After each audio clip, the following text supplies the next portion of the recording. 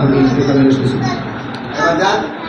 আল্লাহ রাব্বুল আলামিনের পবিত্র কালামে কারিমের মধ্যে সূরা আর রহমানের মধ্যে বলতেছেন, আর রহমান আল্লামাল কুরআন। আল্লাহ রাব্বুল আলামিন তার রহমানের পরিচয়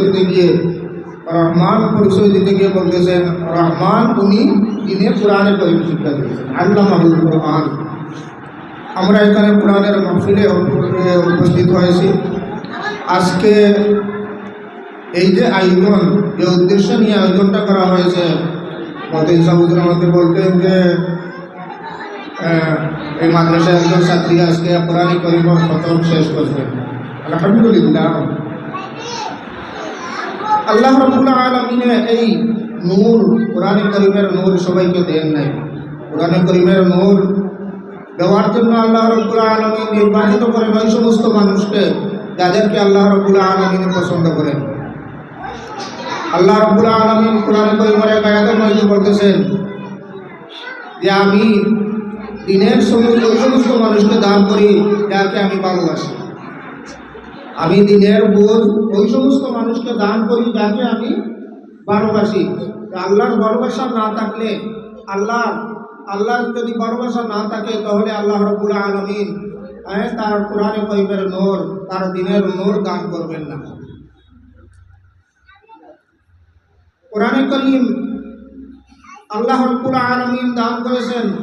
আমি ধন্যবাদ জানাইব আজকের যে ছাত্রীর উপলক্ষে এখানে একজন ওই ছাত্রীর গার্জিয়ানদেরকে।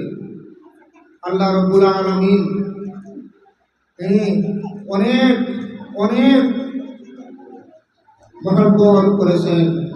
আল্লাহ রাব্বুল আলামিন ওদেরকে অনেক ভালোবেসেছেন।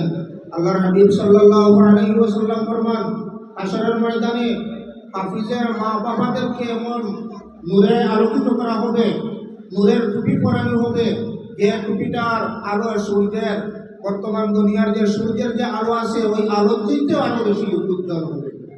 এখন একজন হাফিজের মা বাপ, একজন হাফিজের গার্জিয়ানদেরকে যদি এই ধরনের সম্মানে সম্মানিত করা হয়, তো ওই হাফিজের সম্মান কতটুকু। আল্লাহ হাবিব সাল্লাল্লাহু আলাইহি ওয়াসাল্লাম ফরমান যে হাশরের ময়দানে আল্লাহ রাব্বুল আলামিন বলবেন, তুমি কোরআন শরীফ পড়ো আর চড়ো। কোরআন শরীফ পড়ো, এক এক আয়াত পড়বো আর তার মর্যাদা এক এক ধাপ বৃদ্ধি হতে থাকবে। এই হলো কি হাফিজের মান। একজন হাফিজ যদি কোরআন কারিম ইলম শিক্ষা করার পরে কোরআন কারিমের মুআফিক আমল করে জিন্দেগি পরিচালনা করতে পারে, যে হাশরের ময়দানে আল্লাহ রাব্বুল আলামিন ওই হাফিজকে অনুমতি দিবেন তার আত্মীয় স্বজন থেকে 10 জন জাহান্নামী, যাদের জন্য জাহান্নাম ওয়াজিব হয়ে গেছে, যাদের আমলনামার কারণে সে জাহান্নামে যাওয়া নির্ধারিত হয়ে গেছে, এই ধরনের 10 জন জাহান্নামীকে একজন হাফিজ কি করতে পারবে? সুপারিশ করে বেহেশতে নিয়ে যেতে পারবে। এই অনুমতি দেওয়া হবে, এই অধিকার দেওয়া হবে একজন হাফিজকে। এখন এই যে হাফিজে 10 জন জাহান্নামীকে জাহান্নাম থেকে মুক্তি করে সুপারিশের মাধ্যমে বেহেশতে নিতে পারবে, তার মান মর্যাদা কতটুকু হবে? সে তো সর্বপ্রথম তার মা বাবাকেই ধরবে, তার মা বাবাকে ধরবে, তার আপনার দাদা দাদি নানা নানি এদেরকেই তো ধরবে। বাইরে থেকে তো আত্মীয় স্বজনকে ধরবে না, প্রথমে তার গণগুলো যারা আছে ওদেরকেই ধরবে। এই জন্য আমরা প্রত্যেক এখানে যারা গার্জিয়ান আছি, আমরা প্রত্যেকে চেষ্টা করব আমাদের বাচ্চাদেরকে কি করার জন্য? হাফিজ কোরআন বানানোর জন্য, দিনই ইলম শিক্ষা দেওয়ার জন্য। দিনই ইলম শিক্ষা দেওয়ার জন্য আমাদের কিছু করণীয় আছে, গার্জেনদেরও কিছু করণীয় আছে। যে পাত্রের মধ্যে আমি দুধ রাখবো, ওই পাত্র কখনো নাপাক অপবিত্র কোনো পাত্রে আমি দুধ রাখবো না। এইটা সাধারণত আমরা কি করি, একটা পাত্রে দুধ রাখতে হলে ওই পাত্রটাকে ভালো করে পরিষ্কার করতে হয়। ওই পাত্রকে ভালো করে আমরা পরিষ্কার করি, এরপরে এখানে দুধ রাখি, মধু রাখি। এই মধু রাখতে হলে এই অপবিত্র কোনো পাত্রের মধ্যে মধু রাখবো না। কোরআনে কারিম যে বাচ্চাদেরকে শিক্ষা দিব, কোরআনে দ্বীনি ইলম যে বাচ্চাকে শিক্ষা দিব, ওই বাচ্চা যদি ঘরের মধ্যে টিভি থাকে আর ওই বাচ্চা যদি পড়ার ফাঁকে ফাঁকে টিভি দেখে, তাহলে তার ওই মেধাটা, তার ওই যে পাত্রটা কি হয়ে গেল? নাপাক হয়ে গেল, অপবিত্র হয়ে গেল।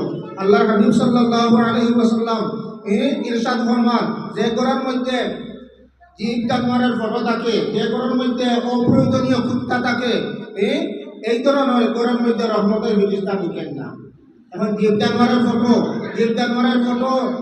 ফটো রাখা আর জীব জানোয়ারের এই যে টিভি চ্যানেল, এগুলা মোবাইল, যেগুলার মধ্যে আমরা অনেক কিছু দেখি, এগুলা আপনার ওই ফটোর ওই হাদিসের অন্তর্ভুক্ত। এই জন্য যে ঘরের মধ্যে গান বাজনা হয়, যে ঘরের মধ্যে টিভি চালানো হয়, যে ঘরের বাচ্চারা টিভির সামনে বসে কিছু সময় পড়লো, কিছু সময় টিভি